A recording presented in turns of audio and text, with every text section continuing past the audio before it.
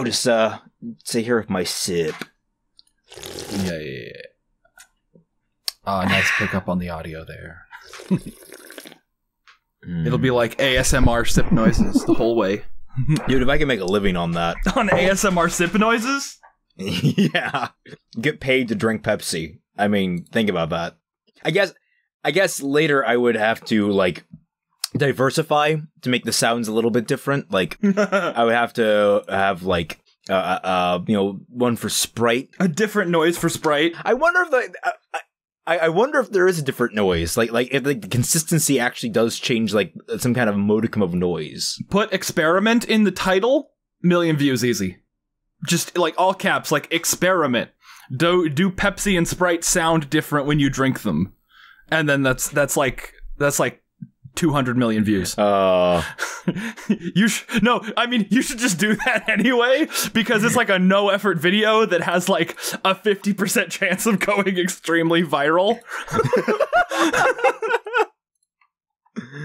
Oh Lord. You got to make sure it's 10 minutes and 1 second and has 11 ads on it. Just 10 minutes of me sipping. Yeah. Sipping from Pepsi and Sprite and Mountain Dew and stuff. Oh God, I'm so happy that there's going to be an Agretzko holiday special on the 20th. That's cool. Yeah. I need more of that stupid show in my life. Actually, this is a really good question. When is Adam going to show up? Adam? The show's completely forgotten about him already. He was in episode 1. Yeah, I know. It's like, and it's a good thing. And yeah, that's it. He doesn't have to be in any more episodes. What if he just shows up episode 14? Yeah, but like he's part of he's part of the intro, for Christ's sake. Did you see the lightning in my hand video where it was Adam doing the Fortnite dance? No, and I'm kind of happy I haven't. She called it preflex. Preflex. That reminds me of another character who, in a story that I wrote, who could see the future, and I can see the future. Yes. Go on, it's the most powerful thing in the universe, but doesn't do shit. Yeah, and this character could see the future and knew exactly when he was going to die, and it was like, why do you do anything then? And it was just like, well, I mean, what's the alternative? What's the alternative to not doing anything? Okay, but what if he killed himself before the time he was supposed to die? Yeah. How fucky would that be? That's messing with paradoxes. Yeah, that's a paradox. That wasn't really the point of the character, though. Yeah. Oh, should we let Dashy Lee Ruby in here? Because she's finally up. Hey, nice. Hey. If Dashy wants to come in, she can. What were you saying, though, about your Twitter rant? Yeah, Fatman, what was it? Fatman? Fatman, you awake? Fatman? Fatman couldn't.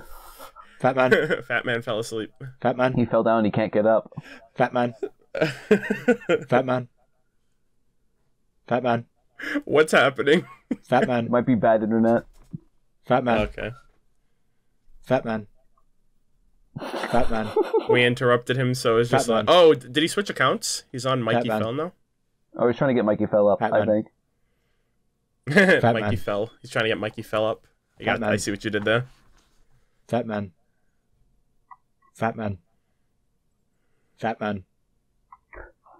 Hopefully this part, it's like, all right, this is where I'm going to try to entertain people for the video and while we have technical difficulties.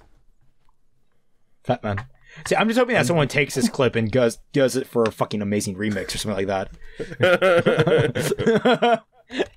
Fatman, I don't know if you heard, but the entire time I was just calling your name. Oh. No, like just like in time. I was keeping time with it. You'll see it on my... Oh, no. Oh, are you good? Like, what happened? Oh, he was sitting... Oh, I set up the recording in case Dashy wants to come in. Oh, okay. We were like, all right, what were you saying about your Twitter rant? And then just silence. And then Raymond just kept saying your name over and over again for like a minute. There we go. Murder. I made it. Yes. Yes. Yeah, that's like every anime character with glasses. I want to put this in the thumbnail. Oh, that's funny. Great. Oh boy. That's gonna be fun. If you want, I can give you my thumbnail. I'll turn off the. I'll give you a non-filtered one. Hold on, just in case if you want to use a different version. That's great. Like the villain in glasses. Because I can give you my thumbnail basis. Because you never use like fancy thumbnails. You always do like quick and dirty thumbnails. It's so weird how we inverse Actually, that low-key makes me look like Shao Tucker from Full Metal. Like I don't know if I appreciate that now. It's okay. You'll be making fresh dog meat. No, I was thinking it was supposed to be Silver Eyes, all right? I can do a Silver Eyes version right now. Let me do that. Oh, boy. Shooting laser beams. I was going to say, Fat Man, is that you always do like really quick and dirty thumbnails. Yeah, I do thumbnails that are just frames from the show, like 90% of the time. Super edited so I can get like the max ID tag. And then on the flip side, you always have the super edited video, and I have the least edited video. It's kind of funny how that inverses. It's Bizarro Land. What were you saying though? Like you said, you went on a Twitter rant. Yeah. Part of like, dude, season 1 of fucking Red vs. Blue. I remember, like, I got into Red vs. Blue, I think when season 3 was airing, maybe before that. But I remember, like, Rooster Teeth's site was so crap back in the day, and it wasn't up on YouTube, that I had to wait and download each episode individually when the backlog. That's how the Rooster Teeth site. That's how the Rooster Teeth site was back in the day. Yeah, I think RVB was pre YouTube also. Yeah. I think Our first episode of RVB was 2003. The first YouTube was 2006. 2006. Yeah. So yeah, back in the day, you had to download 480p, or not 480p, 360, 240p. It was 240. But like, I just remember that, like, because I remember I hugged the freaking bandwidth. I hogged it to try and just download onto my really crappy old computer. And I remember I learned about it. I learned about Red vs. Blue from the Halo art guide, because they had a little expose on Rooster Teeth in there as a fan shutout. So the Halo original art guide, I got that, and they had the URL, so I had to individually type in the URL. I very distinctly remember that. It was one of my favorite memories growing up, is that like Rooster Teeth was like that. Yeah. And then after season 5, I was like, I'm good on Red vs. Blue for a while. And I remember like I kind of my problems with seasons 6 through 10, that they are nowhere near as bad as 11 through whatever. I started RVB. About a little over 2 years ago.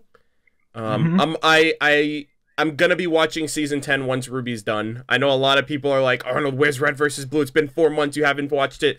And I'm like, well, like, Ruby's out, so all my eggs go into that basket during Ruby season. But yeah, I'm about to watch the second half of Project Freelancer. Yeah. Season 10.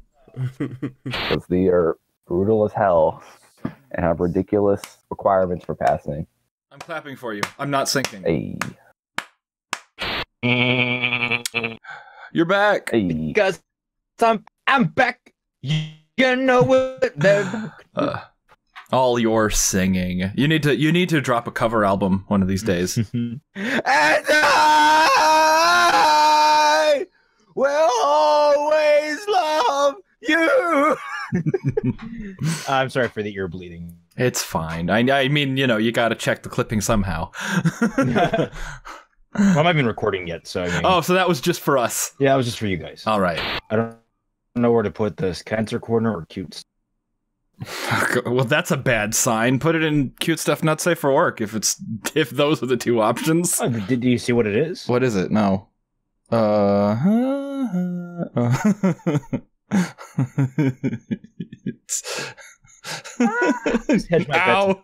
The Puro one sneaks up on you. Yeah. I'm putting in general. All right, so to address something from last week, I'm not sure if this is going to be in the pre-show, like in the actual, like before the episode, or because Fatman doesn't usually do that. He cuts this for the. I mean, if it's really quick, it'll be in the pre-show. I just want to address, because I was a big asshole last episode about the lesbian couple. And well, I mean, the poll seems to suggest. What the poll was? You were the one that got voted most in the poll, right? Is that right? Yeah, I got voted most in the poll, Yeah. so I don't know. Yeah. You're probably safe. Well, the thing I want to address about it is, I finally, thanks to Britt and his brilliant conclusions, because honestly, he does surprise me with how well-rounded he is as an individual, because he figured Yeah. out quite quickly. He figured out that we have not seen a single healthy family dynamic in RWBY. Maybe the Belladonnas, if you Yeah. squint, but the fact of the matter is they let their child get involved in political matters and political protests well before the age of reason. Yeah. So, like, that's not good parenting there. So if anyone's trying to defend the Belladonnas, don't. They were bad parents. Their daughter literally ran off to become a terrorist, okay? That's a bad sign. At the age of 12. So, my gain is going all over the place. Holy shit, I gotta lower this. So that is something that...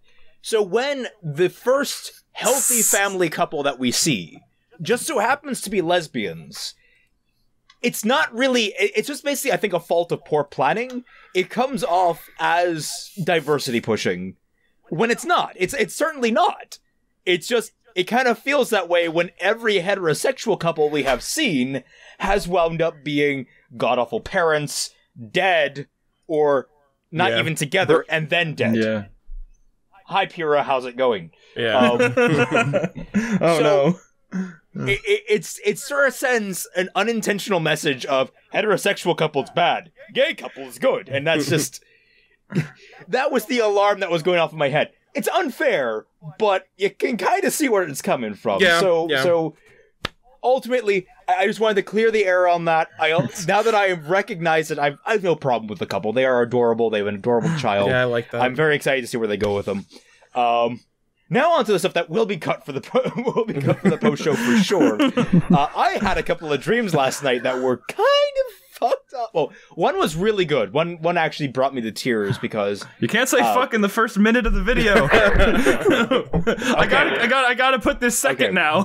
So I'll plug your book or something. yeah. You can cut to here. So I had two dreams last night. One of which was actually very.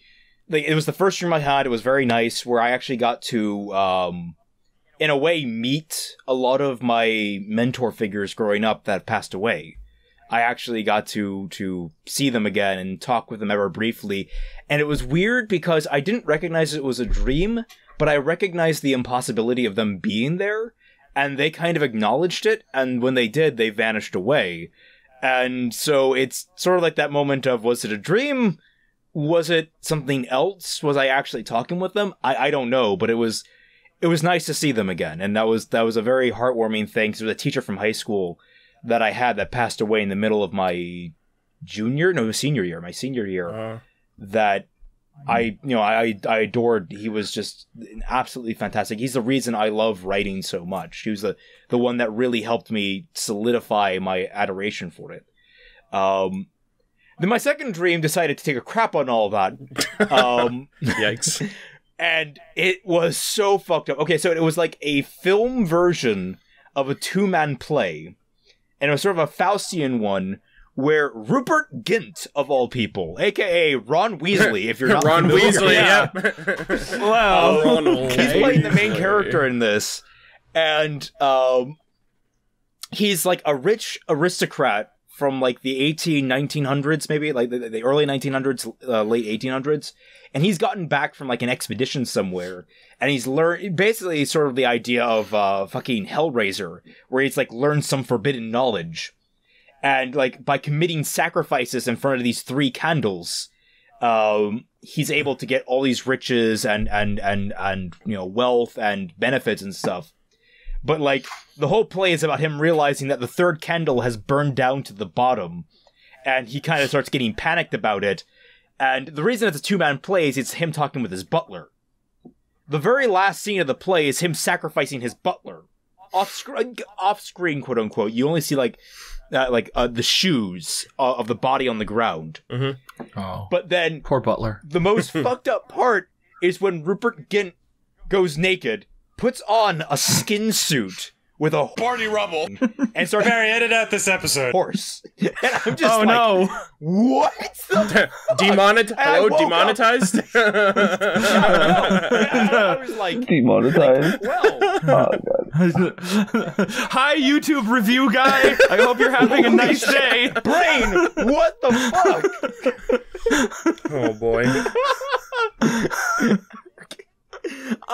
I think, like, if I'm pulling from the different sources, if we're going by the Harry Potter thread, it was part of it was probably that weird play that that Daniel Radcliffe was in, that was all about him naked with With a the horse, yeah, the white horse, I remember that. Oh god, I remember that going around. But Yeah. I think the implication of this dream is that, like, Rupert Gint finally got possessed by the demonic entity he was appeasing.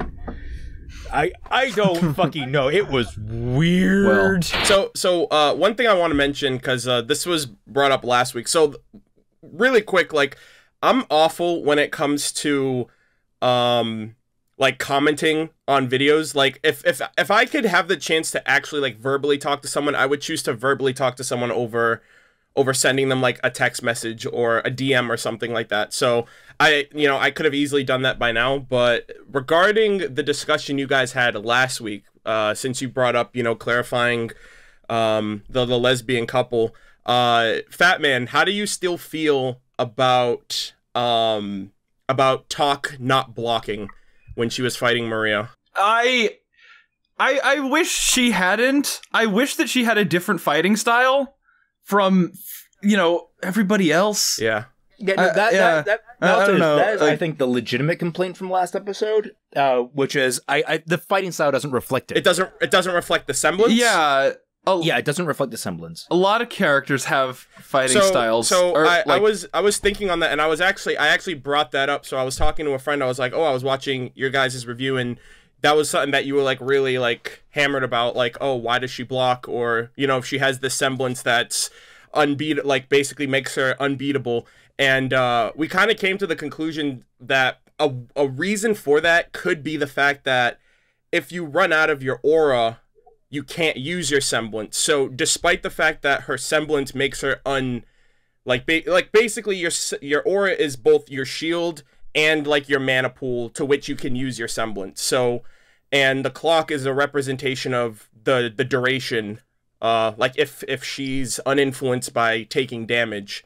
So if she gets hit, that basically would reduce the duration of her semblance to where the clock wouldn't be an accurate, like, wouldn't.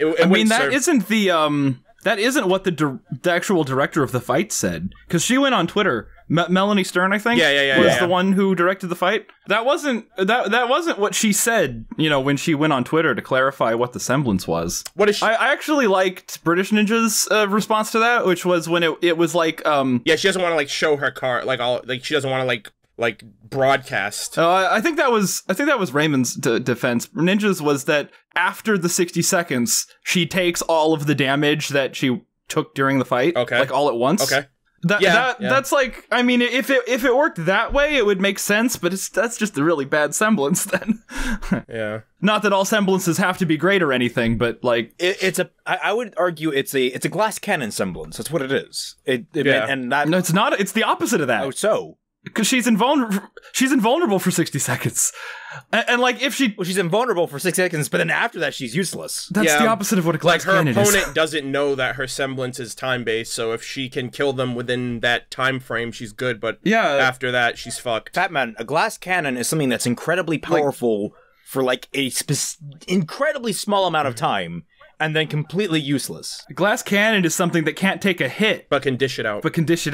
A glass cannon has high attack, low defense. Yeah, you're using the specific definition of the term. I'm using the more nebulous one. Infinite defense and a set amount of it for a set amount of time. Okay, glass cannon typically refers to someone's power level and the duration in which they can hold it. She's like burst damage. I know, technically speaking, that it's not a direct reference to damage output. It's a direct reference to power scale. Yeah, it could be both. Yeah. The idea of a glass cannon is someone that can run in, do something extraordinary, for a very, very short period of time, and then after that, they're completely useless. They're useless. Yeah, there's a double meaning for it. I've never heard that second meaning. That doesn't sound like a glass cannon. That doesn't sound. We'll talk semantics later. I think. Yeah, I don't want to like brush up too much on last week. I just thought like I'd bring that to you because that was something that I would have commented, but I was like, well, I'm eventually, like we ended up working around, and I think it's so crazy too that like Ninja was the one that initially like was like, oh, we should get Murder of Birds in here, and then you guys were like, oh, we should have like a big, and then he's not even here this week. I'm like, come on. Oh yeah, that is ironic. Yeah. Well, if we can get you next week and some other weeks, because you got to be on one of Raymond's episodes just to balance this out. So like at some point though, we're gonna have to cut off how many people we have at once. I can only edit so many people. Yeah. No, that's cool. Okay. I already have 4/4 of the screen taken up. Oh no! I was thinking that. I was like, where am I gonna go? And then Tom's not back, so I was like, where's Tom gonna go? Like, yeah, so I'll figure it out. I'll figure it out. We got to come up with a new. Tom is always here. He's always here in our hearts. Yeah, in spirit. In spirit. Yeah, there you go. Tom, your Murder of Birds impression is flawless today. By the way, hi everybody. Everyone that's here that's not Tom is going to be Tom. It's just like every guest star. All right, so should we get? Yeah, I'll just impersonate. Yeah, right. should we get to the episode? We should sync first. Oh, that might help. Yeah. Even though it's my week, so nobody cares. That might be a thing. Yeah. So like after okay, so we're gonna sync. Do you mind if I just say something like either before or after the sync? Just because it is like my first time in here, so first off, I'm like super nervous. I don't know why. I feel like it's because I'm not in my element. Like I typically do a lot of the Ruby stuff on my own, on my side. And then it's like, it's out there if people want to watch it and be a part of it. And like another thing too is just being on this, reaction video with you guys. There's a lot of people out there that have like this misconception that because I speak very highly of Ruby and I focus more on what I like about it versus like nitpicking or criticizing it, that I am incapable of criticizing it, or I'm incapable of interacting with people who do criticize it. Like I guess it's going back to the comment that I responded to on the last reaction that you guys did, where someone was like, oh, they appreciate me and my videos, but they don't think I would blend well with you guys because, well, first off, I would never watch a reaction of Ruby with anybody for the first time because I would straight up ruin it for them. Like I'll be the first one to tell anyone that. I'm like, yeah, I'm not going to do that to you. Like I'm going to be considerate to other people because I know I can I've seen most of your reactions. Yeah, it's like yeah. I am completely unrestrained, unapologetic when it comes to the show, and like I'll have that time by myself and then I'll be a part of, I'll be a part of it with everybody else. So yeah, I mean, I typically, for the most part, I guess most people just watch the reactions. But yeah, I know that the show isn't perfect, and I know that it's not, what everybody expects or hopes for, and some people watch it regardless. And I'm one of those people too. Like I know that it's not perfect. I know, and especially for Volume 6, looking at Volume 6, I told a friend of mine, like 4 or 5 episodes in, I was like, honestly, looking at Volume 6 makes me see how much more, like especially Volume 5, like the issues are a lot more present because it's so much of an improvement. Oh yeah. Like between Volume 6 and 5, it's just black and white. Like they flipped a switch or something. Yeah. I mean, even between, I want to say Volume 6 and say Volume 2, like previous volumes, I think are people are finally being willing, I think, to criticize earlier volumes because now they're seeing what I have been pushing for. Volume 6 so far has been the Ruby that I have wanted to say. I've gone on record. Yeah, I remember you saying that in the first episode. It has maintained consistency in that regard. And it's just been moving. Yeah, it's been chugging. Yeah. It's the Ruby that I've wanted to see. And now that people are like, oh, you're just criticizing the criticize. No, it's because I see a gem in here. I see something that's really fun and worth watching.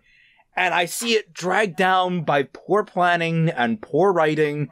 And, I want to highlight what good there is in there so you can recognize where the bad is and you can cut that away and get to the good. And I think they're finally getting it. Hopefully this is a sign of them finally sitting down and make more second drafts.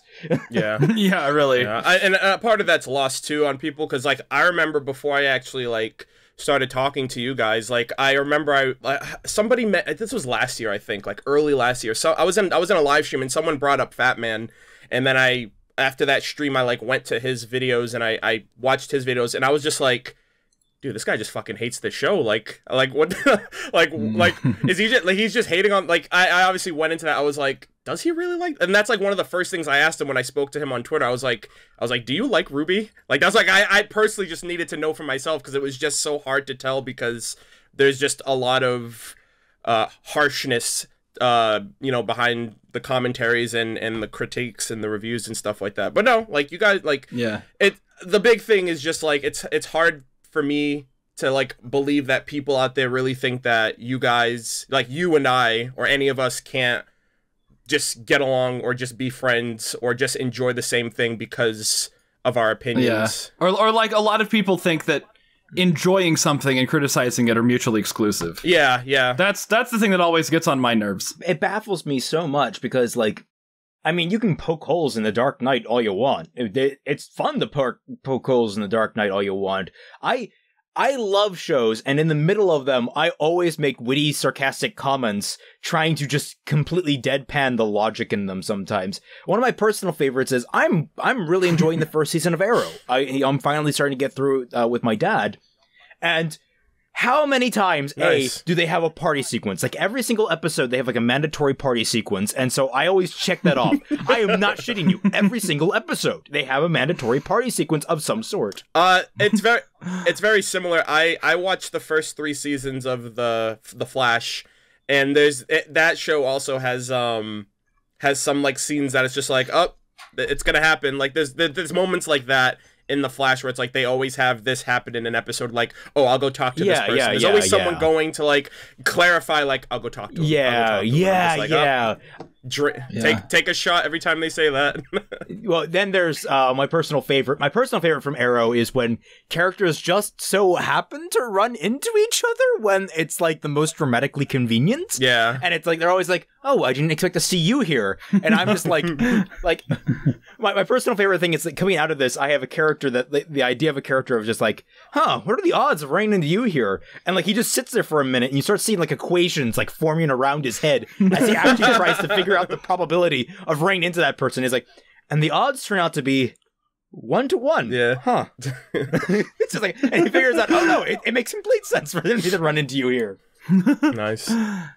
Yeah. And my show that's like that, I watch this soap opera called The Bold and the Beautiful with my mom.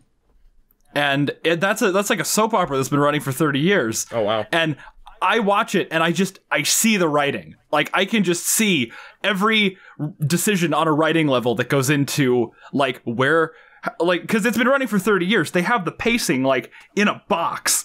So every episode just falls into this, like, oh, here's the cold open. Here's, like, the first commercial block. Here's the second commercial block. Here's the third commercial block. It's like, and every like, pacing and writing decision. Yeah. It's just really fun to sit down and like watch something that's that predictable. And then on the opposite end, like RWBY, it's really fun to sit down and watch something that is completely unpredictable. You have no idea what's going to happen and when. Yeah. I mean, we still don't know if we're going to see that Grim Tentacle Beast. We don't know. Yeah, and that's another reason why I gravitate to like your guys' videos too. Like, I'm not a writer. I'm not a critic. I'll never like proclaim myself to be those things, and so a lot of that is lost on me when it comes to people like you guys who understand that field or that idea of like what goes into making a show and creating a story in a universe. So like that's fascinating to me. My friend Anton, the theoretical artist, like I discovered him because he made a video after Volume 3 happened, because he was like super affected by Pyrrha, like the death of Pyrrha, and he made like 2 videos talking about it. And he's the same way. He speaks from like like he has an idea of story writing and writing in general. And I was like, I don't know like any of that stuff. So like it's one, it's informative, and B, it's like this part, like, it's just me being introduced to something that I'm not really informed on, and it's just fascinating to kind of like see that perspective that I don't have. Yeah, I said, and that's the reason I'm very appreciative to have you here. Is that like we like to criticize and stuff, but you might see positives that we don't. And that's the beauty of being a diehard fan, is that sometimes you can see value in things that other people don't. And if you're friends enough with them, if you're in the right mindset, you can pull them into seeing it that way. Yeah. And from there, they can reformulate it and spread that joy as well in their own way. They can figure out how to eloquate it to someone else and keep it going. Yeah. Watching your reaction for The More the Merrier, where Weiss gets impaled at the end. Oh my god. That was just like a transcendent experience for me. Because when I watch it, I'm just like, oh, okay, cliffhanger. But like watching your reaction to it, and it was so real for you. I literally thought, I was like, they're probably crazy enough to kill her. Like, I had people in my comments like, it's the W in Ruby, she's not gonna die. And I'm like, look, that's not where my head is at the moment. Like, it's in the there and then. And like it's in the here and now. It's like I'm not thinking about next week. I'm not thinking about how how they gonna fix this up. It's like it's a very real thing. I think you were also the one that pointed out that in the Volume 5 logo they did a really cute thing where they had the glass shatter effect on the W but nowhere else. Yeah, like, that was in my Easter egg video. Verve did an advertisement for the show, and it just casually just had a slash going right through the W, and I was like, those motherfuckers. Like, all right. Well, I think we have taken up a lot of time. That's like what? 15 minutes. I think we should probably get to the episode. Yeah. We should probably sync. Batman, you might want to basically just like all this be the pre-show, get this edited first, so you can actually release it before we actually watch the episode. Does that make sense? You mean like, yeah, I guess? Like, so you can get that early revenue? I suppose. Yeah. Because I don't want to have, like, skip to 45 minutes into the video for the reaction. Yeah.